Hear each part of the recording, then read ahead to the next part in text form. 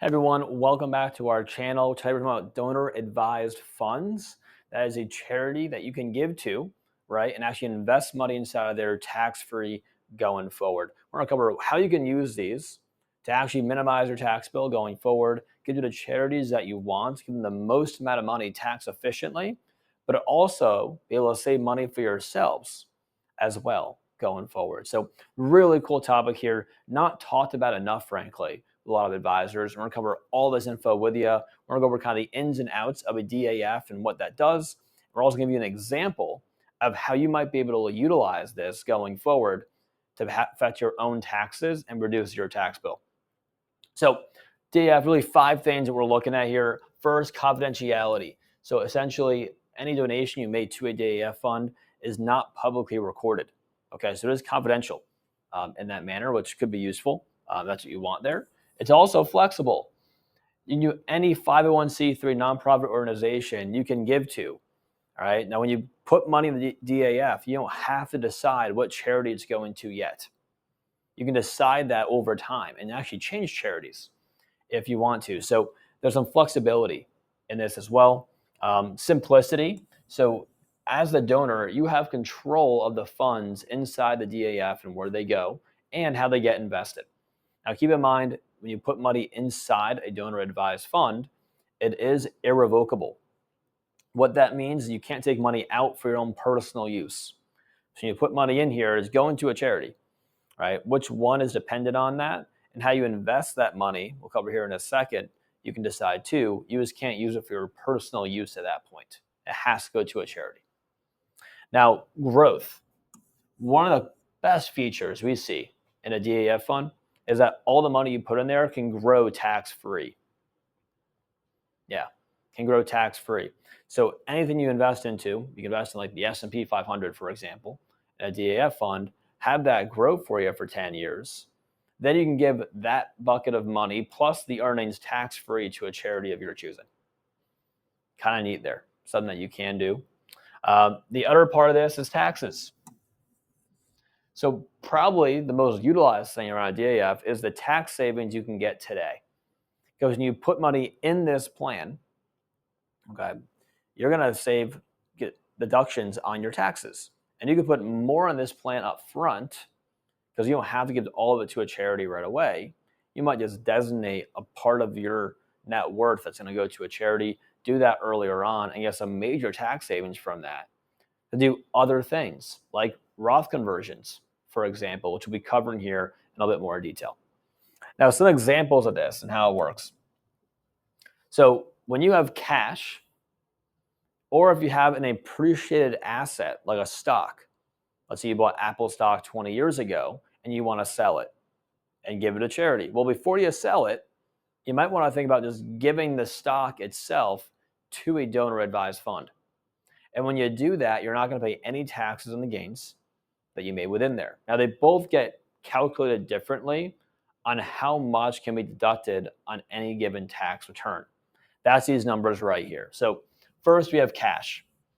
If you put 100 grand, okay, into a donor advised fund, that amount, right, only 60% of your AGI, which is adjusted gross income, that's what you see here, can be deducted.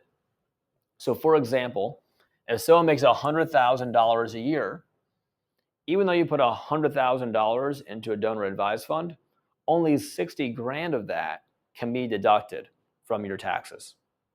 The other 40,000 will carry over to the next year. Okay, so keep that in mind. Depends how much money you make and what your AGI is. The higher AGI is, the more money, right, that cash contribution can be deducted. So if you made $200,000 AGI, then 120K can be deducted from charitable distributions. All right, makes sense? Perfect. The other portion is securities. Different number here. Only 30% of your AGI can be deducted if you donate securities. So keep that in mind. So that Apple stock with 100K, all right, you want to give that to a charity, donor advised fund. Only $30,000 of that can be deducted if your AGI is 100 grand. A little confusing. If you have questions, leave a comment below and we can clear that up. But that's how that works there. Now, when we go outside of this, there's some examples here of how we can actually utilize this going forward. And probably the most impactful thing that we see is taking some IRA money that you have and moving that over to a Roth. Why might someone do that? Well, if you have some money in an IRA that you might not utilize down the road, or maybe you think you might use it later on for your RMD because you have to take it out at some point, and your RMD might get a little too large for you as you get older, you might want to consider converting money to a Roth. Could be a very effective way of doing so. So that's something that we're going to have to do and kind of have to look at when we look at this going forward here when we're seeing these conversions. So we're going to give an example here. Let's say someone maybe is working today, they have a pension, whatever it may be, but you have $100,000 of income coming in that's taxable. Now, you might give the charity every year. I know we have some clients that do. And every year they give a certain amount to charity. And this particular individual, let's say they give $40,000 a year to a charity of their choice. This could be to a church, whatever it may be, but they give $40,000 a year typically.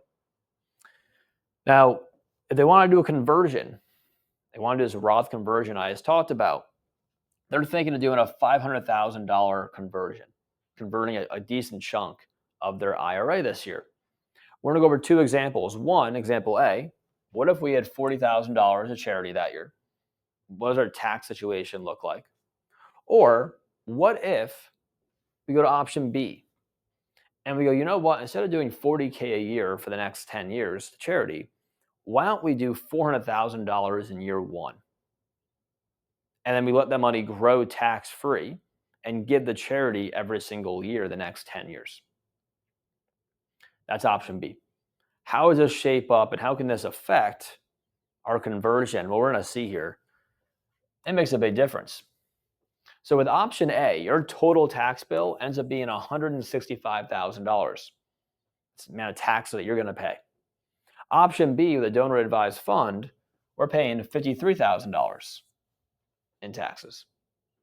And keep in mind, we actually, with this conversion, if we're going to calculate this the right way, we probably could have converted more money if we wanted to. Because you'll notice here, we have this $40,000 carry forward, meaning that $40,000 of the $400K that we were going to give the donor advised fund is going to carry forward because it didn't cover the 60% of AGI, right? We didn't make enough money to get the full deduction of the $400,000. So $40K actually rolls over to the next year.